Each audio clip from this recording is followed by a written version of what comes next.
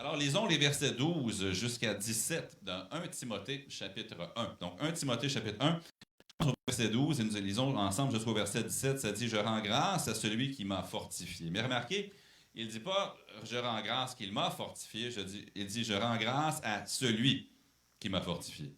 À Jésus-Christ, notre Seigneur, de ce qu'il m'a jugé fidèle en m'établissant dans le ministère, moi qui étais auparavant un blasphémateur, un persécuteur, un homme violent. Mais j'ai obtenu miséricorde parce que j'agissais par ignorance, dans l'incrédulité. Et la grâce de notre Seigneur a surabondé avec la foi et la charité qui est en Jésus-Christ. C'est une parole certaine et entièrement digne d'être reçue, que Jésus-Christ est venu dans le monde pour sauver les pécheurs, dont je suis le premier.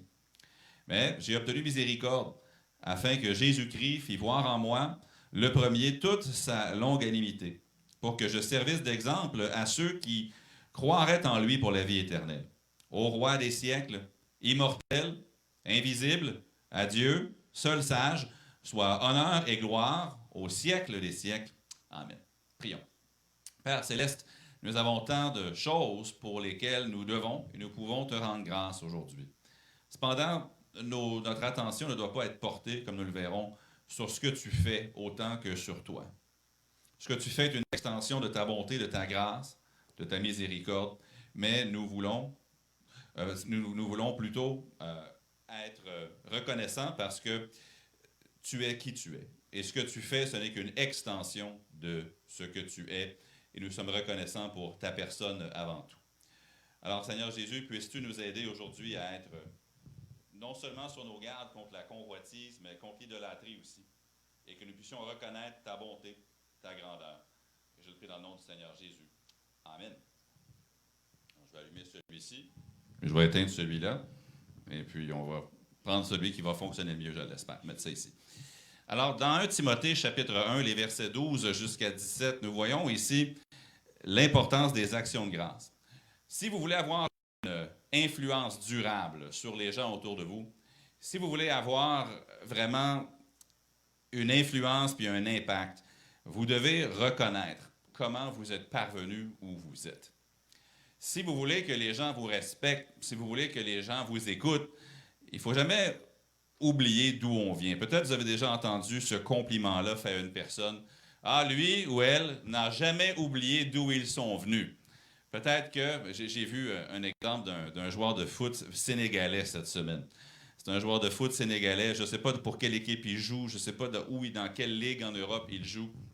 Mais cet homme-là, mais j'oublie son nom, ne s'achète pas de grandes voitures de luxe tellement. Il n'y a pas de grosses maisons. Mais dans la région du Sénégal, d'où il vient, il a fait beaucoup d'œuvres de bienfaisance, de charité pour aider les gens, à nourrir ceux qui n'ont rien à manger, pour donner de l'eau potable à ceux qui n'ont pas de choses.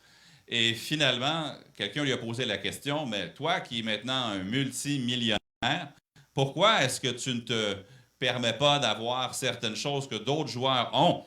Et si je peux résumer sa réponse, les gens que j'aide maintenant sont ceux qui m'ont aidé à parvenir où je suis. Et parce que maintenant, eux m'ont aidé à devenir ce que je suis aujourd'hui, je ne veux pas les oublier maintenant que je suis parvenu au succès. Et l'apôtre Paul, une de ses grandes qualités qu'on voit dans notre texte ici, c'est de ne pas avoir oublié d'où il était venu, où Christ l'avait trouvé et où Christ l'avait pris. Et on doit reconnaître ce qui a été fait pour nous, mais on doit aussi reconnaître ce qui a été fait pour nous. Par qui ça a été fait. Ce qui a été fait, c'est bien. Par qui cela a été fait, c'est encore plus grand. Vous savez, les gens s'identifient à ceux qui se rappellent d'où ils viennent, à ceux qui demeurent humbles, à ceux qui ont des faiblesses, mais qui les surmontent, ceux qui admettent leur imperfection, mais qui montrent la solution. Une autre façon de le dire, c'est ceci. Vous et moi, nous sommes plus influencés par ceux qui ont l'humilité de rendre grâce. Ceux qui ont l'humilité de rendre grâce pour ce qui a été fait, mais à ceux qui l'ont fait pour nous. Si on veut exercer une influence, on doit s'assurer de rendre grâce. Parents, voulez-vous avoir une influence sur vos enfants? Je crois que oui. Si oui, n'oubliez jamais d'où Christ vous a pris. Le jour où on cesse de rendre grâce à Dieu pour ce qu'il a fait dans nos vies, on change. Et pas pour le mieux. On devient une personne orgueilleuse, une personne arrogante, une personne qui pense que tout lui est dû. Et les gens perdent le respect pour nous. Et nos enfants aussi, c'est important pour nous si on va avoir une influence de rendre grâce à Dieu. Le 5 juillet, à Findlay, en Ohio, il y a une pizzeria qui s'appelle Heavenly Pizza, ou encore la pizza céleste. Un nom un peu arrogant là, pour une pizza. Elle doit être très bonne, la pizza, là, mais ce jour-là, ils ont eu non moins de 220 commandes pour la pizza le 5 juillet. Vous dites, mais pourquoi? Qu'est-ce qui est arrivé? C'est parce que ce jour-là, le patron a décrété la journée d'appréciation des employés. Et il a dit, pendant la COVID et tout, les employés ont fait des sacrifices, ils ont travaillé fort pour qu'on puisse demeurer en affaires. Donc, le patron a dit, le 5 juillet, tous les revenus vont être versés aux employés. Rien ne va rester pour le restaurant. Puis il l'a fait connaître, il dit, si vous venez acheter une pizza, 100% de l'argent que vous donnez va être redistribué parmi les employés. Donc, le mot s'est passé dans la ville et normalement, cette pizzeria-là, ils vont traiter à peu près 100 commandes dans une journée. Mais ce jour-là, c'était 220 commandes qu'ils ont traitées et tout l'argent, pas un sou n'est resté dans les poches du patron, dans le compte de la pizzeria, les pourboires et les ventes, tous les revenus, pas juste les profits, mais les revenus au complet, ont été séparés entre les employés. Les employés, ce jour-là, ont fait en moyenne 87 $ de l'heure. Je ne sais pas c'est quoi le salaire minimum en Ohio, mais ces gens-là étaient vraiment contents. Savez-vous qu'est-ce que le patron a fait de bien ce jour-là? En fait, ils ont commencé à demander, les journalistes demandaient aux employés comment ils se sentaient. Vous savez comment les journalistes sont. Comment te sens-tu? Je me sens bien, je viens de gagner 87 $ de l'heure.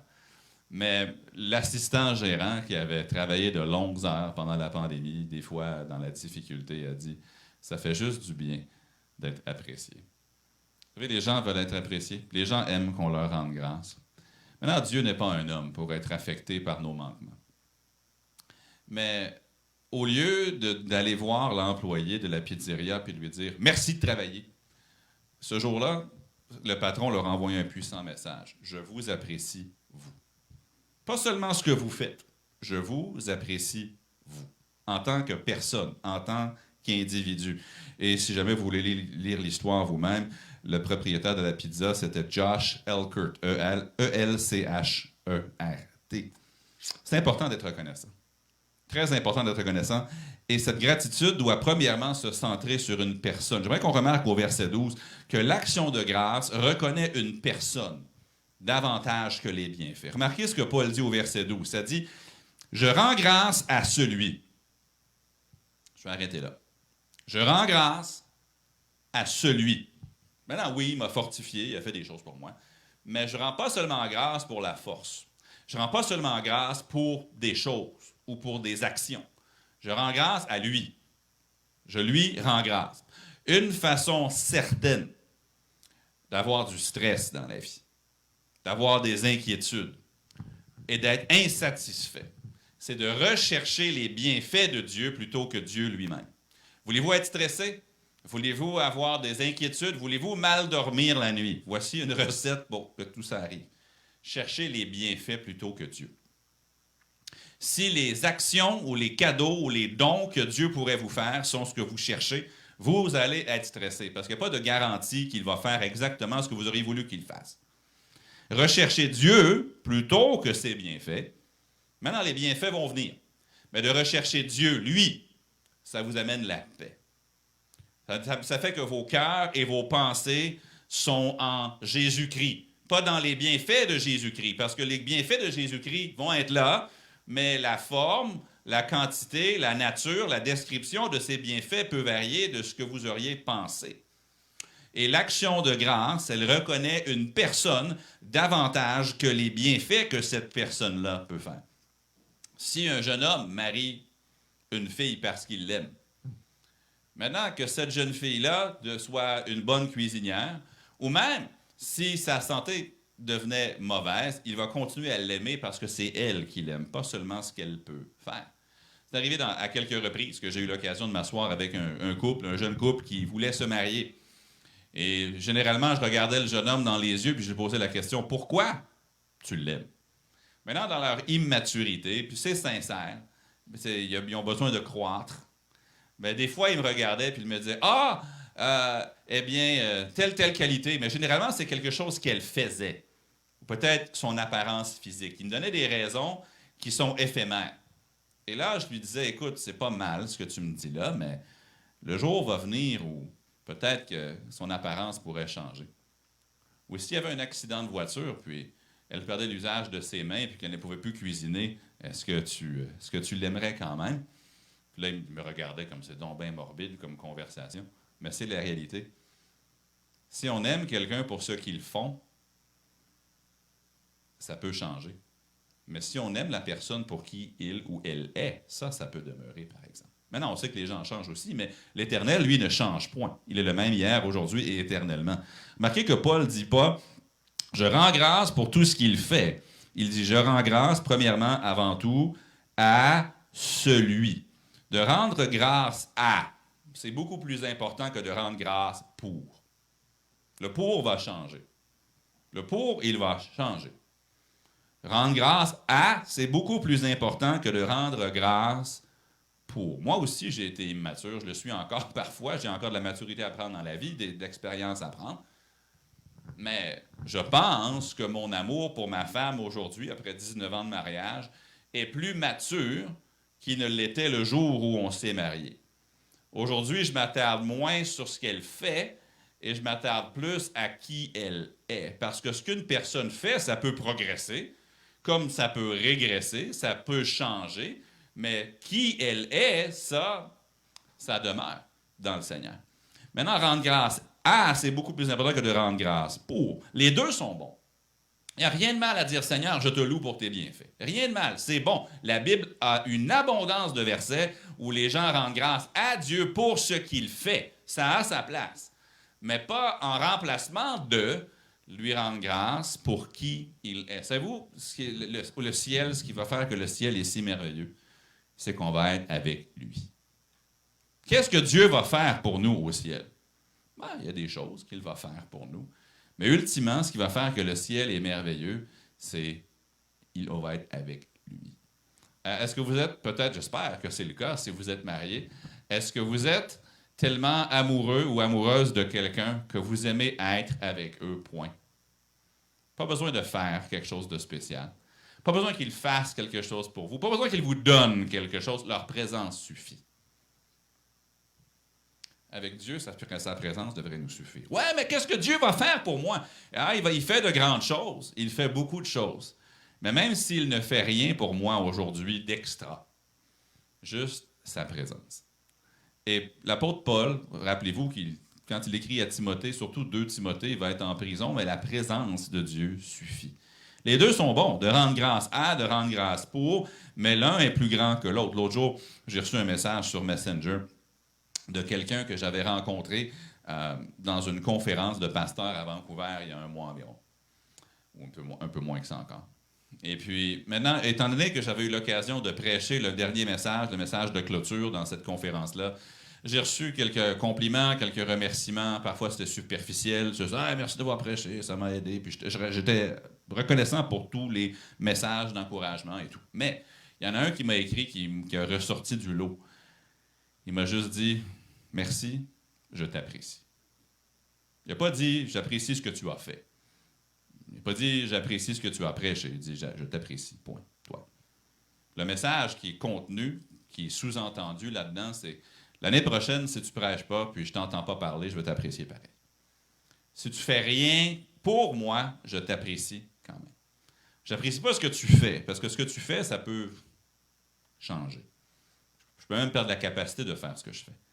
Mais je t'apprécie, toi. La différence est grande entre la gratitude pour les bienfaits puis la gratitude pour le bienfaiteur. Au début de la COVID, il y a une chose qui était aux nouvelles, c'était le piètre état des gens dans les résidences pour personnes âgées. Ça a éclaté au grand jour. On se souvient des CHSLD, Héron, à Dorval, d'autres endroits. Et alors que les journalistes commençaient à révéler ces choses-là, une chose qui nous choquait tous, c'était de voir qu'il y avait des personnes âgées qui pouvaient passer Noël, le jour de l'an, Pâques. Puis leurs enfants sont tous dans la ville, sont tous à proximité, ne prennent jamais la peine de venir voir leurs parents. Puis ces gens-là s'étaient délaissés. Puis c'est triste. Mais savez-vous, une des raisons derrière ça, c'est que ces parents-là ne font plus rien pour leurs enfants. Maintenant, papa et maman ont cessé de faire quelque chose pour moi. Papa a maintenant 85, 90 ans. Il ne m'aide plus à me préparer pour l'école. Il ne paie plus mes factures. Il me nourrit plus. Il ne fait plus rien pour moi. Donc, je cesse de l'apprécier. Qu'est-ce qui est caché là-dedans? Une appréciation pour ce qu'on fait pour moi, plutôt que pour qui la personne est. Je me souviens, une fois par mois, mes grands-parents, moi, du côté de mon père, ils habitaient dans la région de Joliette, à Saint-Ligory, petit village à côté de Joliette. Et puis, une fois par mois, mes parents et moi, on embarquait dans la voiture un samedi, puis on montait à Saint-Ligory, aller voir mes grands-parents. Est-ce que mon père avait besoin de ses parents dans le sens physique? Non. Est-ce qu'on recevait des cadeaux qui changeaient notre vie? Non. Des fois, on avait un repas, le jour est venu, ou même ça, c'était plus tellement le cas. Mais tu apprécies les gens pour qui ils sont. Pas pour ce qu'ils font, pour eux. Maintenant, si on transfère ça dans le monde spirituel, on voit ce que Paul dit ici. Je rends grâce à celui. Maintenant, oui, il m'a fortifié. Il n'y a jamais un jour où Dieu est inactif dans nos vies. Mais on veut que notre action de grâce se dirige vers lui et non pas seulement pour ce qu'il fait. Si nous ne sommes pas reconnaissants pour les bienfaits si nous ne sommes reconnaissants, que pour ses bienfaits, qu'allons-nous faire quand nous passons par l'épreuve? Si nous ne sommes reconnaissants pour ce qu'il fait, que ferons-nous quand nous passons par la fournaise de l'épreuve, quand nous passons par la vallée de l'ombre de la mort? Qu'est-ce que David dit dans le psaume 23? Il dit, « Quand je marche dans la vallée de l'ombre de la mort, je ne crains aucun mal, parce que tu me délivres. » Non, parce que tu es avec moi. Ta présence, je t'apprécie, toi, mon berger. Si nos actions de grâce ne sont que pour des choses, que ferons-nous si ces choses-là disparaissent? Joseph, dans le livre de la Genèse, perdu sa famille, perdu sa liberté, perdu son pays, perdu tout. Mais, à la fin de sa vie, il dit, « Suis-je à la place de Dieu? » Ce que vous avez voulu en mal, Dieu l'a changé en bien. On a regardé récemment, je pense qu'il y a à peu près un mois, un dimanche, on a regardé Exode, chapitre 33. Et dans ce chapitre-là, Israël avait péché au chapitre 32 d'Exode, ils avaient fait un veau d'or, et puis le chapitre suivant, Dieu fait une offre à Moïse. C'est une épreuve qu'il lui fait. Dieu dit à Moïse, « Écoute, montez en Canaan, je vais envoyer mon ange avec vous, vos ennemis vont être vaincus, vous allez avoir toutes les promesses, mais moi, je ne monterai pas au milieu de vous. Dans le fond, vous allez avoir mes bienfaits sans ma présence. » Et Moïse dit non merci. Il dit, si tu ne montes pas au milieu de nous, ne nous mène pas dans ce pays. Parce que Moïse comprenait que ce n'est pas les bienfaits de Dieu qui comptent le plus, c'est Dieu lui-même. Et quand on lui rend grâce, on doit non seulement lui rendre grâce pour ce qu'il a fait, mais pour qui il est. Dans le désert, encore Israël, dans le livre des Nombres, on trouve la fois où les enfants d'Israël se sont tannés de la manne. Ils ont dit, notre âme est lassée de cette misérable nourriture. Imaginez-vous, le Dieu lit votre épicerie sur votre porte tous les jours, puis vous commencez à vous plaindre, écoute, j'aime pas ce que tu as mis dans le sac. Je préférais que tu me donnes autre chose. Et là, les gens qui étaient parmi eux, surtout le ramassis de gens qui étaient sortis d'Égypte avec Israël, commencent à se plaindre. Puis ils disent, ah, on devrait retourner en Égypte. Pas parce que les dieux d'Égypte étaient meilleurs. Les dieux d'Égypte ont été ridiculisés par l'Éternel pendant les 10 plaies. Mais le retourner en Égypte, pourquoi? Parce qu'il y avait des oignons, puis des poireaux, puis des concombres, puis des tomates, puis de la pizza, puis de la poutine, puis etc., etc. Mettez votre nourriture préférée. Bon, il n'y avait pas de poutine, mais bon, il y avait certainement des oignons, des poireaux, des concombres. C'est ça qu'on veut manger, nous. On veut ces bienfaits-là. Puis on va se trouver un Dieu qui nous donne ces bienfaits-là. L'Éternel ne suffit pas. On veut ces bienfaits et ces bienfaits très précis que nous avons commandés. C'est bien de nommer les bienfaits de Dieu. Mais de nommer les bienfaits, c'est secondaire parce qu'on doit l'apprécier lui et non pas seulement ce qu'il fait. On doit absolument reconnaître la source de nos bienfaits. C'est bien de dire « je rends grâce à Dieu parce qu'il m'a guéri, parce qu'il m'a donné tel objet, parce qu'il a fait telle chose. » On le fait et on doit le faire. La Bible nous demande de le faire. Mais avant d'aller là, je veux juste qu'on réalise qu'on doit reconnaître avant toute chose la source. Reconnaître la source. Ayant reconnu que c'est Jésus-Christ qui est la source des bienfaits, Paul était reconnaissant pour deux éléments précis. Donc, ayant reconnu la source, il y a deux choses dans notre texte précisément pour lesquelles Paul est reconnaissant, pour lesquelles il rend grâce. Remarquez premièrement dans les versets 13 et 16 que l'action de grâce était premièrement pour la miséricorde. Remarquez ce qu'il dit au verset 13. Il dit « Moi qui étais auparavant un blasphémateur, un persécuteur, un homme violent, mais j'ai obtenu miséricorde, parce que j'agissais par ignorance dans l'incrédulité. » Remarquez le verset 16. « Mais j'ai obtenu miséricorde, afin que Jésus-Christ fît voir en moi le premier toute sa longanimité, pour que je servisse d'exemple à ceux qui croiraient en lui pour la vie éternelle. » L'action de grâce pour la miséricorde. Et ce matin, je rends grâce à Dieu pour qui il est. Puis ensuite, je rends grâce à Dieu dans ma vie pour sa miséricorde. Parce que si Éric Léveillé avait reçu dans la vie ce que Éric Léveillé, le pécheur, mérite, ce serait terrible. Ce serait le jugement éternel, ce serait le pire des scénarios pour moi. Mais Paul va parler de la satisfaction dans la vie dans un instant, mais avant de parler de la vie satisfaisante que Dieu lui avait donnée, il nous parle de la miséricorde qu'il avait reçue malgré sa méchanceté d'avant. Vous savez, le plus grand don que Christ avait fait à Paul, c'est le plus grand don qu'il peut faire à qui que ce soit. C'est le plus grand don qu'il veut vous faire, si vous ne l'avez pas encore reçu. Verset connu, qui mérite d'être connu, titre 3.5. Qu'est-ce que ça dit? Ça nous dit « Il nous a sauvés. » Non à cause des œuvres de justice que nous aurions faites, mais selon sa miséricorde. Quelqu'un peut me donner une définition de la miséricorde? Qu'est-ce que c'est la miséricorde? C'est très simple. C'est Dieu qui ne nous donne pas le mal qu'on mérite. C'est ça. La grâce, c'est quand il nous donne le bien qu'on ne mérite pas. La miséricorde, c'est quand il ne nous donne pas le mal que nous méritons. Paul dit, j'étais un blasphémateur. J'étais un persécuteur. J'étais un homme violent. Mais, toutes ces choses-là que j'avais faites, je n'ai pas reçu le mal, la punition que je mérite. J'ai reçu la miséricorde. Avant de pouvoir devenir quoi que ce soit pour Dieu, il faut que tu reçoives sa miséricorde. On ne mérite pas le bien qu'on reçoit. On mérite, selon la Bible, le jugement. Mais il nous fait miséricorde lorsqu'on lui demande de nous sauver. Vous savez, la miséricorde, ce n'est jamais ce qui devrait arriver. C'est toujours un renversement de ce qui devrait arriver. Je ne sais pas si vous avez déjà vu, il y avait un traité, c'était une bande dessinée qu'on pouvait donner pour expliquer l'Évangile aux gens.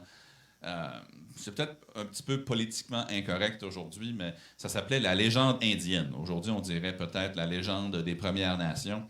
Mais c'était dans une tribu nord-américaine et le chef du village doit agir parce qu'il y a un bandit dans le village. Les gens se réveillent le matin, puis il y a des choses qui sont disparues de leur tente, de leur tipi dans le village. Puis là, tout le monde cherche le bandit. C'est qui le voleur? C'est qui est en train de commettre ces délits-là dans le village? Et finalement, ils trouvent la personne. C'était la mère du chef, la maman du chef, qui volait des choses dans le village.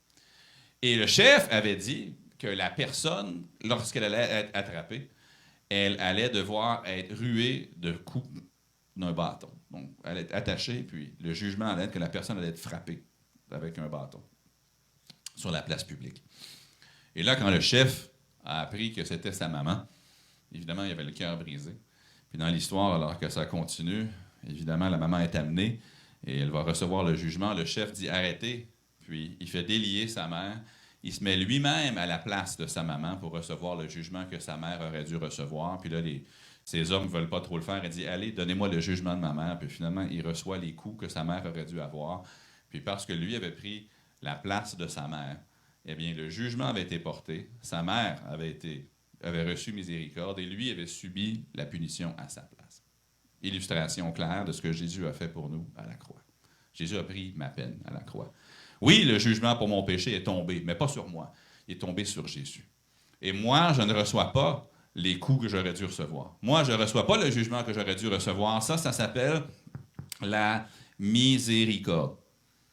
Si nous pensons que nous méritons le bien qui nous arrive, nous ne serons jamais reconnaissants. Si nous pensons que nous méritons le bien qui nous arrive, nous ne serons jamais reconnaissants. Je ne sais pas si vous connaissez l'émission Les Simpsons. C'est un dessin animé.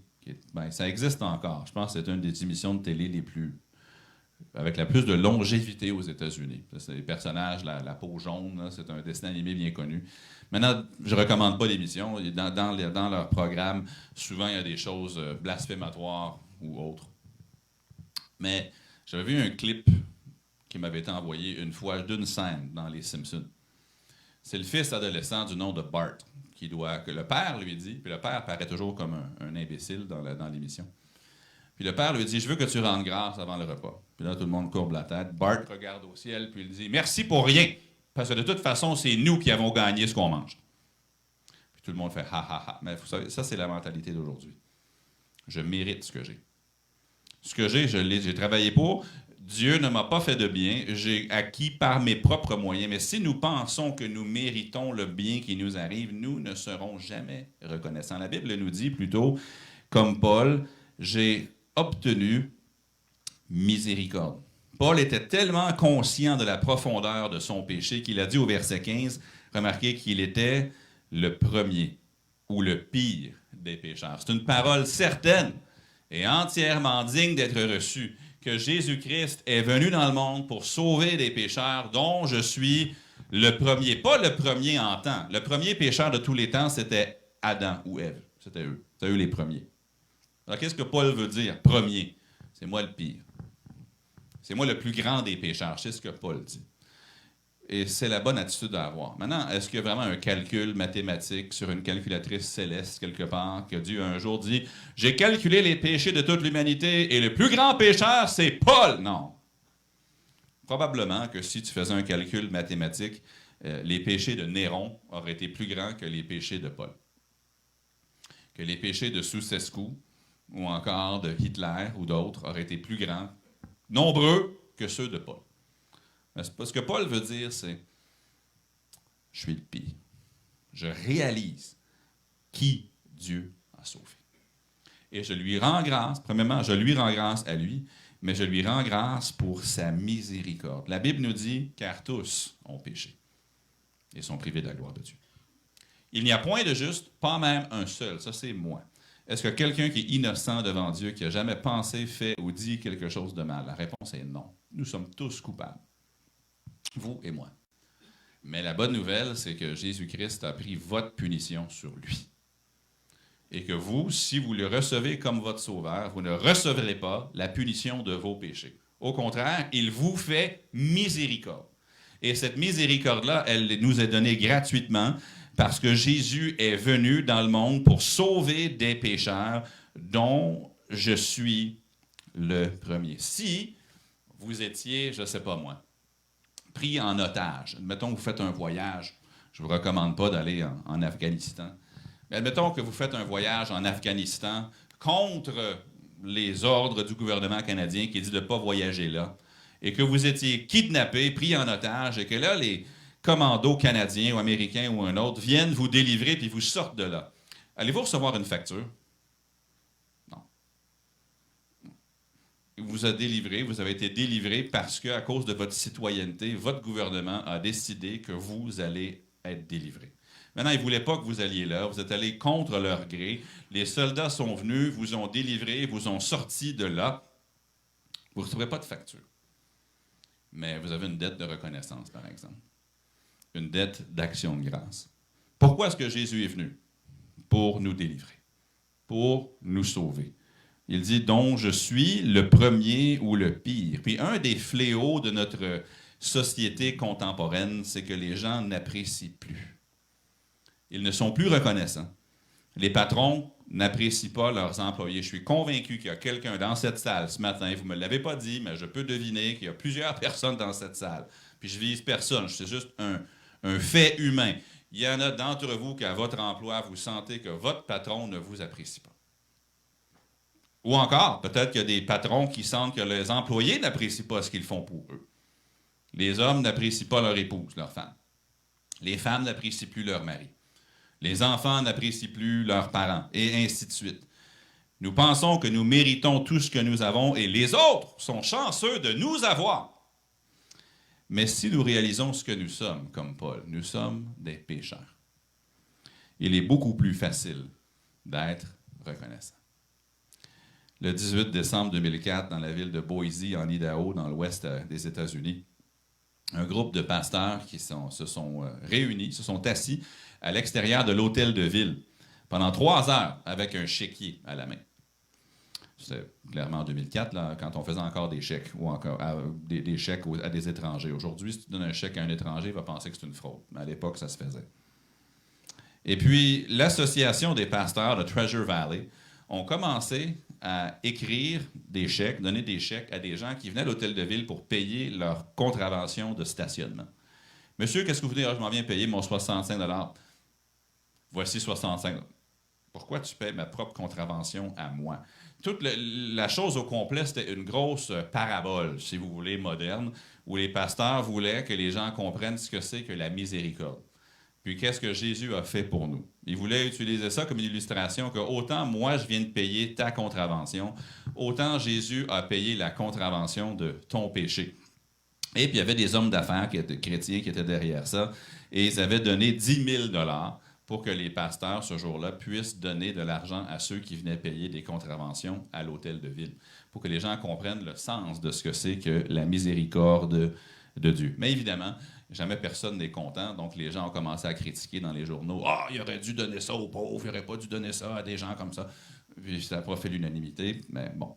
N'empêche que, plus tu comprends d'où Dieu t'a tiré, plus tu es en mesure d'être reconnaissant pour ce que tu as. Ce jour-là, les gens qui quittaient l'hôtel de ville avec leur contravention payée pour eux avaient une bonne raison claire d'être reconnaissants.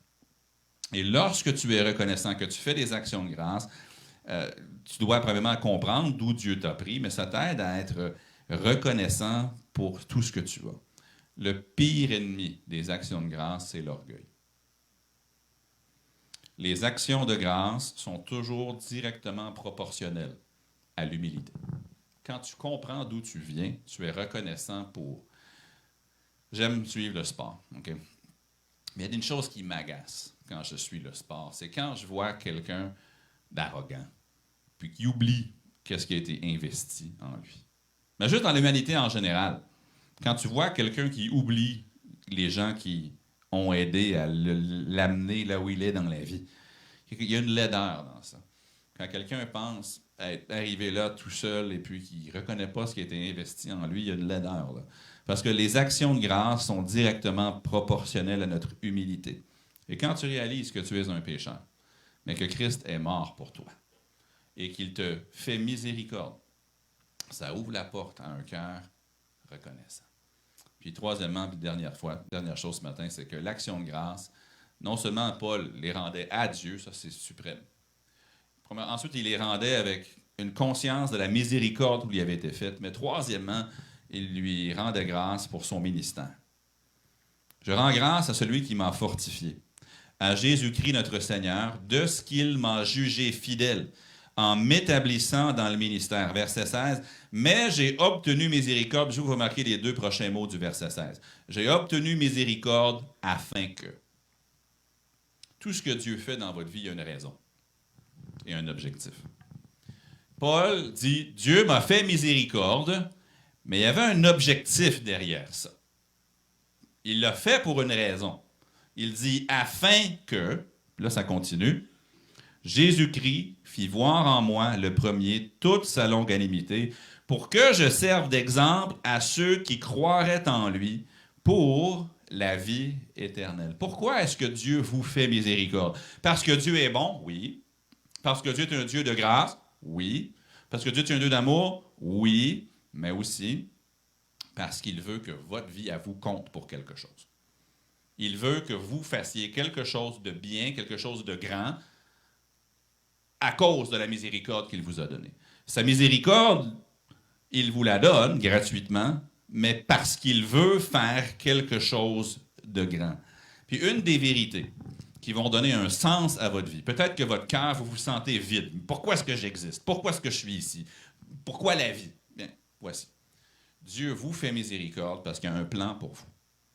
Il veut se servir de votre vie pour faire quelque chose. Pour Paul, c'était clair ce qu'il voulait faire. Et une des vérités qui donne un grand sens à notre vie, c'est lorsque nous comprenons que Dieu nous a fait miséricorde parce qu'il veut nous donner une utilité et un sens. Si vous voulez lire une histoire qui va vous inspirer, lisez l'histoire de Victoria Ruvolo. Victoria Ruvolo, elle avait 45 ans. Elle habitait dans la ville, ou elle habite, dans la ville de Ronkonkoma. Dur à dire, là, mais Lake Ronkonkoma dans l'État de New York. Pas tellement loin d'ici, juste au sud de nous. Et en 2005, cette dame-là a été élue la personne la plus inspirante de l'année 2005 par la revue BeliefNet. Bonne raison. Victoria Ruvolo était au volant de sa voiture, puis elle est en train de reconduire sa nièce à son concert de chant. Lorsque, en sens inverse, elle a été passée par une voiture et le conducteur était un jeune homme de 19 ans du nom de Ryan Cushing. Ryan était dans la voiture avec 5 autres adolescents. Ils avaient volé une carte de crédit pour aller dépenser, pour aller faire des folies. Et une des choses qu'ils ont achetées, c'était un dindon congelé. Donc, une dinde congelée. Donc, c'est un gros objet, là. Et puis, c'est congelé, c'est dur comme une roche. Et se pensant drôle, ils ont baissé la vitre de la voiture. Ils ont jeté le dindon congelé devant la voiture de mademoiselle ou de madame Victoria Ruvolo. Le dindon a frappé sa voiture, a traversé le pare-brise, a frappé Victoria au visage et l'a complètement défigurée.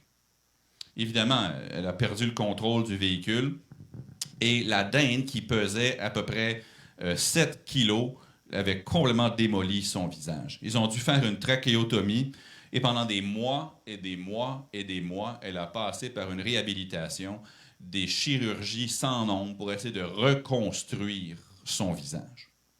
Le 17 octobre 2005, c'était le moment où un juge allait prononcer la sentence sur Ryan Cushing et qui avait lancé la fameuse dinde à travers son pare-brise.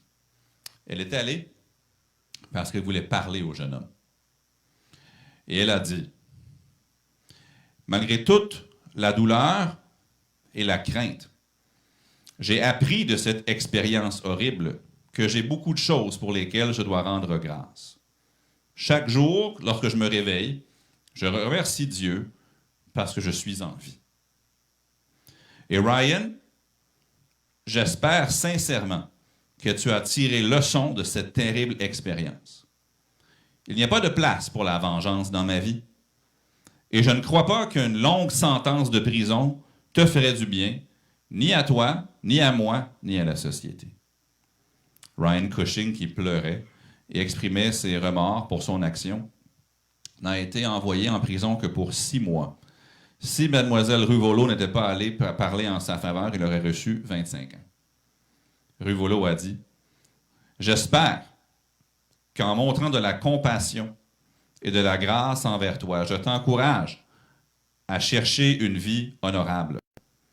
Si ma générosité peut t'aider à prendre de la maturité pour devenir un jeune homme responsable, dont la grâce sera une source de fierté pour la communauté et pour ta famille, alors je serai gratifié et ma souffrance n'aura pas été en vain. Ryan, donne-moi raison. » Puis elle s'est assise. Elle lui disait en somme, je te fais miséricorde pour un but.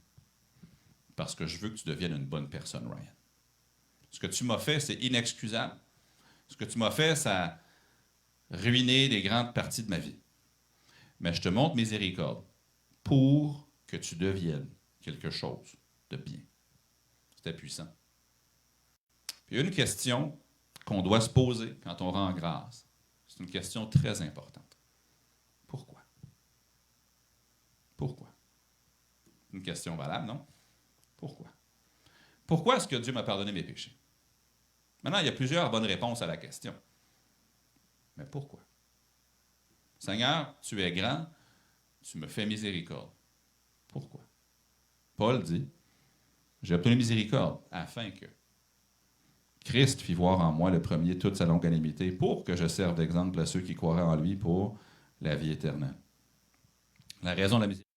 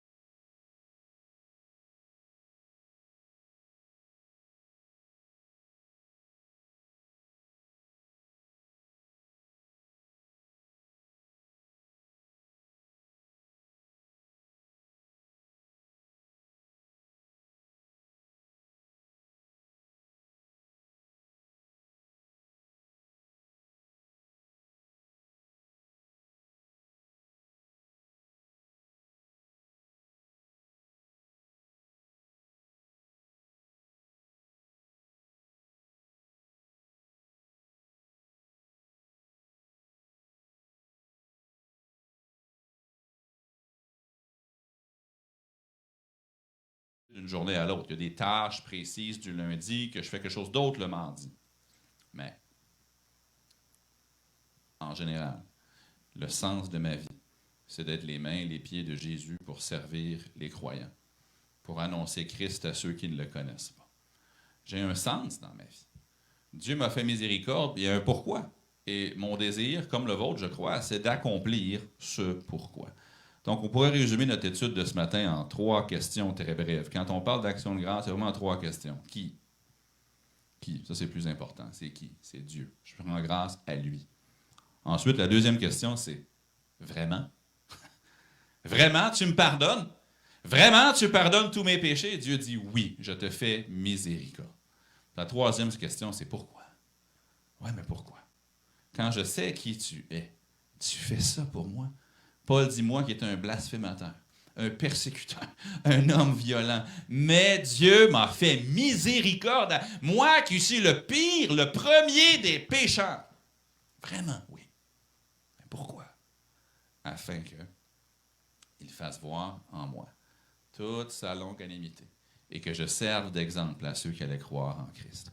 Alors qu'on prend le temps, pendant un week-end d'action de grâce, de lui rendre grâce, est-ce qu'on place le Seigneur lui-même au-dessus de ce qu'il fait? J'espère que oui. Parce que si on focus seulement sur ce qu'il fait, on va finir par être insatisfait ou amer ou en colère. Mais si on fixe nos regards sur lui, eh bien, nous serons toujours satisfaits.